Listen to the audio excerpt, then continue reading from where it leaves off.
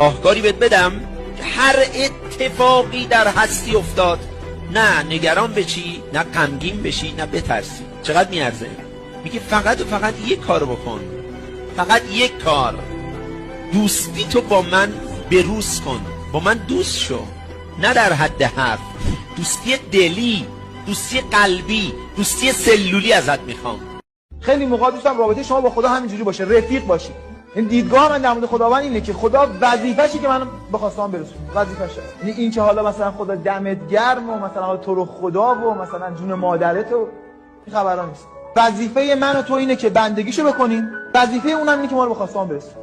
خدا چیزی جدا از من نیست و من تو هر لحظه که دلم بخواد همون لحظه من در ارتباط مستقیم با خودم و اگه از خدا چیزی بخوام بلافاصله دریافتش میکنم.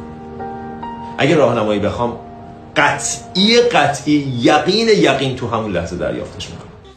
کسی که با خدا راه میره همیشه به مقصد میرسه، همیشه. شاید بگی که مقصد کجاست؟ مقصد همین لحظه اکنونه.